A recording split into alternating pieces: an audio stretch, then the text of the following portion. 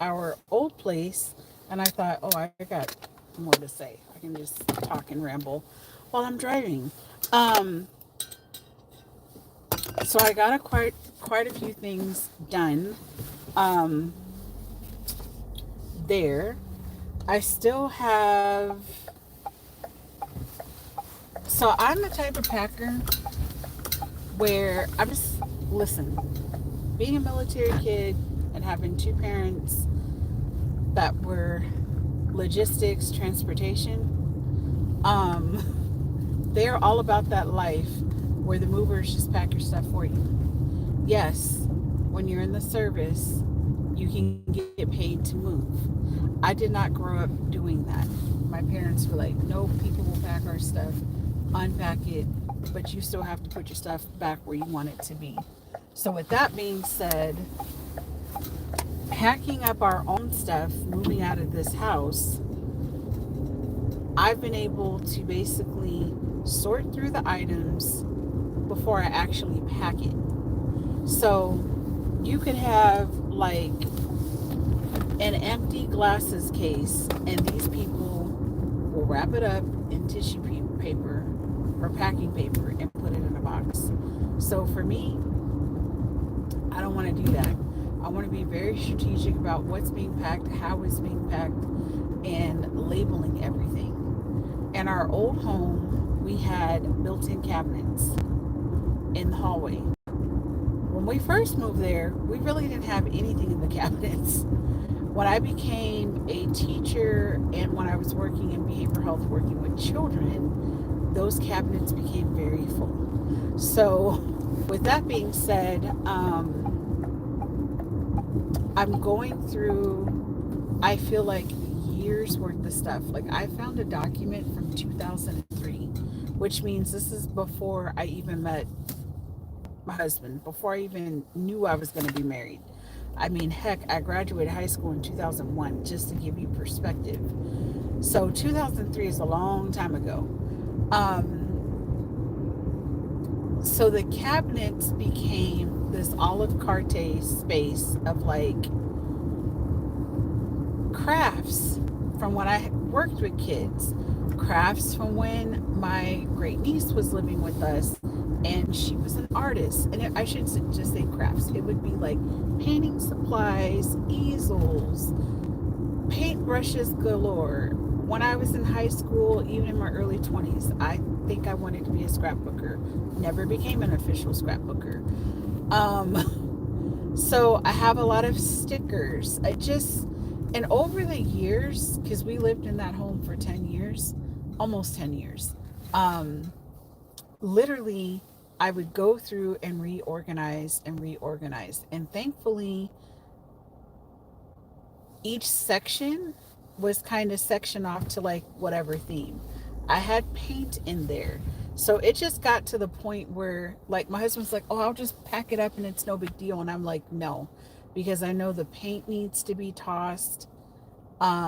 There were chemicals, like just different things that need to be um tossed, but like properly tossed out, and things that I'm like, I'm just not keeping. Like, that's just the bottom line. I'm not keeping it. And if it's not going to help Outback Learning or DRW, my podcasting, or anything along the lines of that, I don't want it. Like, if it's not aligned with my life and where I'm at now at 41, almost 42, there's no point of me having it. Honestly, there's no point of me having this stuff. And so that's what I was going through. And I finally was to like the keepsake boxes and the keepsake, like it just was too much. But to be fair, these cabinets in the hallway were the last cabinets of things that I had not decluttered over the last 3.5 years, because I knew it was going to be kind of a huge undertaking to do. But I had already mapped out in my mind what I needed to get rid of, what I needed to keep. And I'm just very thankful that we live in a very digital world. Like, I'm finding photos from middle school, okay? film that I'm like, I don't even know what the pictures are. And also, where am I going to print them for $20, however much it costs to like print at this point? So those are just first world problems happening over here. Printing things. And then when I first started working in the cabinet, I just realized I was like packing books into boxes, and I was like, no, no, no, no, no, no, no, no, no, no. There are some books that I don't necessarily want to keep. I want to donate or sell. We're going to basically be doing a garage sale as well. And so I just stopped myself. I was like, wait a minute. I don't want to keep every single thing. There are certain things that I just want to get rid of because I know they have no value to me in my life, but somebody else might appreciate it. So I'm feeling good about that. And then my closet, which one day I'll share, like I'll take a picture of the closet so you guys can kind of see. It's amazing the amount of stuff that I was able to fit in our master bedroom closets, considering they were not walk-in closets. They were very small. Thank God for closet organizers. But I only have like my blazer jackets that are left, a couple of dresses, I shouldn't say a couple, like 10 dresses, and a few more pairs of shoes. And not like 3 pair, like more like 8 pairs probably. But one whole closet is empty, so I'm very thankful. My husband has been hauling our closets over. We opted to not do wardrobe boxes because I'm like, we don't need to collect any more boxes. It was something about collecting more boxes. It really just gets underneath my skin. I did not want to do that. I wanted to make sure basically whatever we had um, was what, well, I just didn't want to spend the money on the boxes. And I knew that there's just easier way to move clothes. Now, if we were moving across the country, this is a different conversation. But when you're moving like 6.6 miles away from your original place, it's just not necessary. But I feel like I stopped at a good stopping point. I only have 3 shelves, and they're like half shelves left of the hallway cabinets. Hallelujah. Thank you, Jesus. We're making some headway. And now I'm en route to Staples because I made some adjustments to my goal development plan so I can actually like use it more. I realized that I needed to be able to capture the monthly goals, and I had quarterly check-ins, but I didn't have like a monthly check-in. My cousin is actually going to go through the goal development plan as well. So we're both going to be like beta testers, figure out what are some things that need to be added or taken away to just improve the product. And then I've already spoke with my editor, illustrator, all the things. And hopefully this time next year, I will launch the product, but probably on Amazon. That's what I'm thinking. I know, breaking news. And then I did decide to go ahead and print my vision, my digital vision board. It's like an 8 by 11. It's not like a poster size. Um, because I kind of want to have, like, not kind of, I want to have it hanging in my office so I can look at it every day that I'm in there. And then I just figured, because in the goal development book it says create your vision board. I'm like, well, I have one, but I kind of want to like look at it every day, so I'm gonna do that.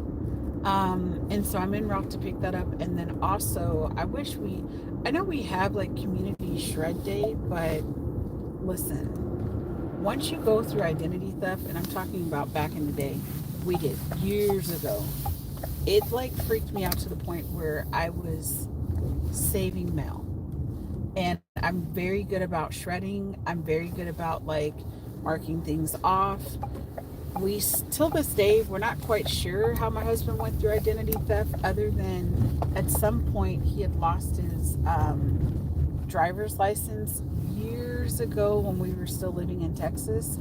And one day we had like moved everything, and his driver's license was like literally mailed to us. It was like years later. And then we just knew whoever found it, they were like, oh, you can have it back, or maybe they got what they wanted out of it. But in our experience, basically what happened was somebody stole his identity. They wrote hot checks. This is how you know it was back in the day. They wrote hot checks all over the greater San Antonio area. They wrote like, I think it was 8 to 10 different checks in 8 to 10 different departments in Sears. Their system did not even pick up on the fact that they were writing these bogus checks everywhere. They went to the store called HEB, wrote hot checks over there, and it took us probably a good solid year to get everything cleared out.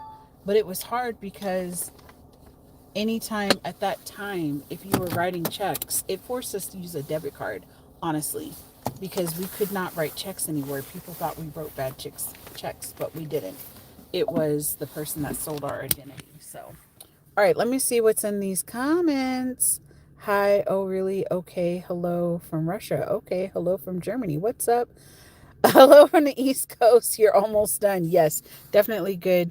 Put your vision board in your office. Oh, the criminals had a good old time with bogus checks. They did. They sure did. They were living their best life writing them checks all over San Antonio. It was really frustrating. But like I said, this was like 2006. 2006. I'm live. I'm live. He's so confused. He's like, what are you doing? Um, so yeah, it was really, really bad. And so we were forced to use debit cards, prove our identity. We had to file a police report. And then after that, I just would never throw away mail. I'm at least good about like sifting through. Okay, this is going to be shred. This is going to be keep. But honestly, paperless is the best way to go. Um, and then every quarter, I feel like I just come to Staples and I go ahead and pay the shred fee. I know it's spending money, but I don't have time for the amount of like stuff that we have coming in. The amount of junk mail. I don't have time to wait. I would have like black garbage bags sitting in my house of just shred. So, all right, you're almost done. Oh, the criminals had a good old time. Get offline, WWE. Listen, I had to set timers in my house so this man knew, like, hey, we need to chop chop because WWE is going to come on. So, anyways, I got to go because I'm going to look awkward in these streets, but I'll talk to y'all later.